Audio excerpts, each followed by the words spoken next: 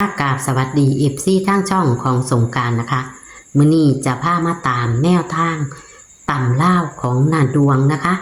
ของนาดวงบ่ผิดหวังค่ะพี่น้องหลุดแล้วกะเข่าค่ะพี่น้องมือคืนหลุดมือคืนว่านหลุดมือว่านนี่หลุดนะคะมื้อนี้บ่หลุดค่ะพี่น้องของนาดวงเข่าที่02ตรงค่ะพี่น้องเลขออกโอ้ย0270กับเข่าค่ะพี่น้อง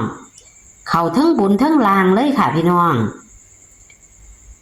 มึงเนี่ยเข่าทั้งบนทั้งล่างเลยค่ะ70ออก07แต่02บนนี่เข่าตรงเลยค่ะพี่น้องมื้ออื่นวันที่31กรกฎาคม69เพิ่นจะให้เป็นตัวใดพี่น้องเฮาไปรับชมรับฟังกันได้เลยค่ะจ้าสวัสดีจ้าสวัสดีค่ะนะข่าวคักเนี่ยแถมมือนี้แม่ดีใจน้ำเข่าทั้งบนทั้งล่างเลยแม่นบ่จ้าโอ้กลับขึ้นมาแล้วพี่น้องนาดวงกลับขึ้นมาแล้ว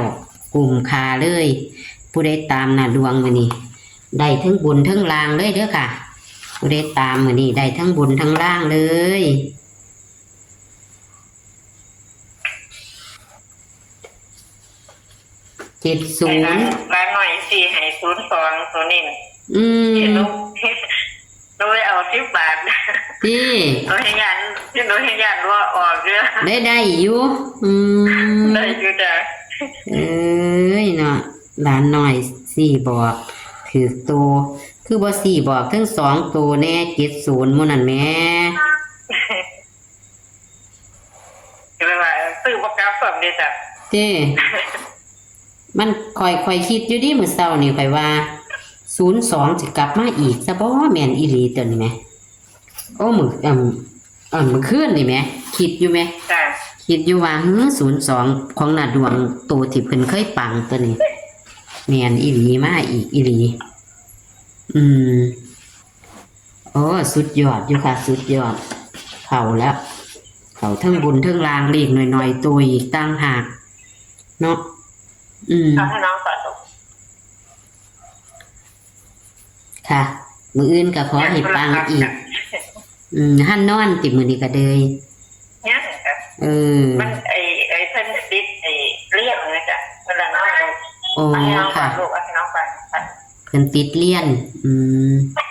อย่างโทรศัพท์กันค่ะเอาเลยค่ะวิ่งเลยค่ะเอาอีกเข้ามื้อนี้วิ่ง6 กับ 3ค่ะ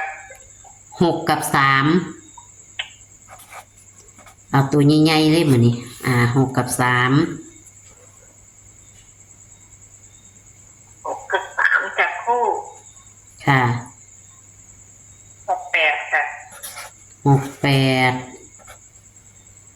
61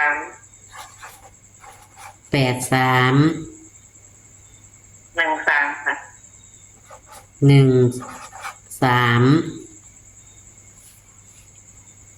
6เน้น6จ้ะค่ะ68กับ13จ้ะ813อีกหน่อยนู้น4 68ให้มื้อนี้ติจ้ะขอให้เข้าเด้อ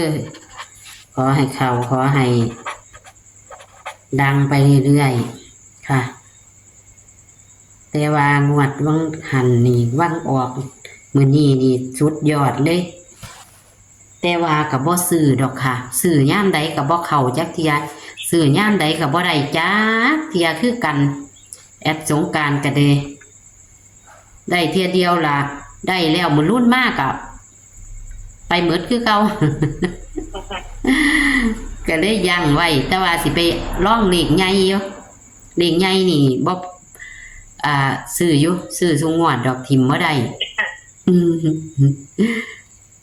ลอตเตอรี่ก็เอาไว้เลขตัววินให้บ่ค่ะมื้อนี้แต่ตัววิ่งมาค่ะมี8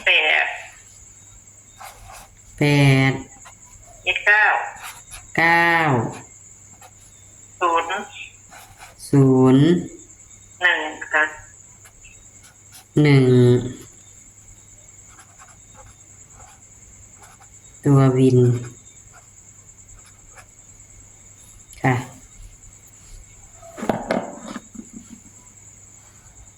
ยังแถวนี้ก็ถือกันน้ำอยู่ข้าเจ้าถือบ่มื้อนี้จ้าถือกันแก้มือให้ข้าเจ้าซื้อมื้อสุดโตบ่ล่ะซื้อแต่ตัวนินจ้ะโอ้ซื้อแต่ตัวนินซื้อ75กับ02แต่มันก็เข้าตัวนินเด้ล่ะเนาะตัวนิน02นี่แม้มันก็เข้าอยู่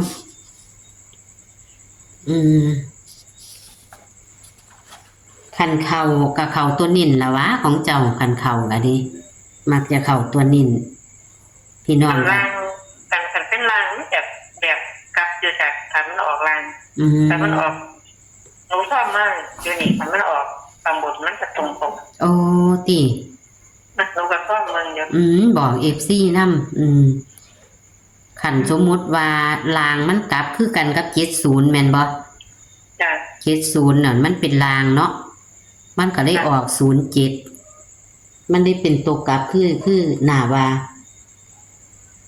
02นี่มันเป็นบนออกตรงอีหลีคือว่าอันตะนี้ค่ะเอามื้อนี้มั่นใจเนาะค่ะมั่นใจบ่มื้อนี้มั่นใจอยู่ค่ะ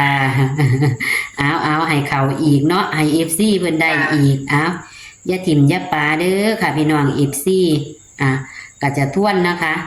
ตัววิ่ง6กับ3คือให้รูด6เนาะค่ะจับคู่68 61 63 81 83 13ตัวนิ่นก็คือ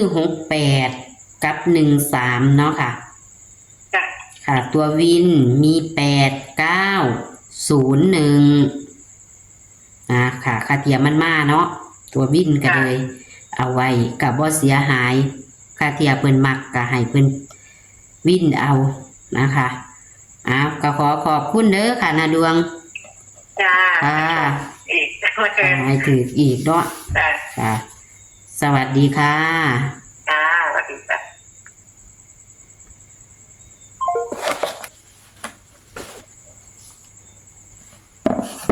บ่ผิดหวังแล้วค่ะพี่น้องบ่ผิดหวังแล้วเลขเพิ่นเข้าทั้งบนทั้งล่างแล้วนะคะ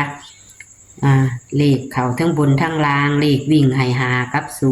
2ให้5กับ2ก็มา2นะคะจับคู่70เพิ่นก็ว่าเด้อค่ะพี่น้องคันมันจะไปลางมันจะกลับนะคะถ้าออกลางมันจะกลับเพิ่นสังเกตเบิ่งเนาะออกบนมันจะบ่ได้กลับมันตรงๆเลยคือ02จังซี่ตรงๆแล้วก็ตัวนิ่นนำค่ะพี่น้อง02ของเพิ่นตัวนิ่นด้วยนะคะ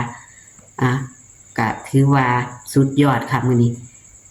นาดวงแก้มือให้ได้ทั้งบนทั้งล่างนะคะ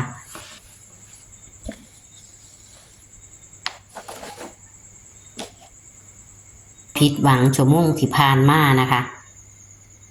02ตัวนิ่นเข่าตรงๆค่ะพี่น้องเข่าตรงๆตัวนิ่นด้วยเรียกก็70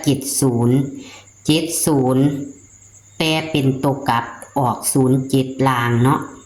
มันออก0702ส่วน002นี่ตรงๆเลยค่ะพี่น้อง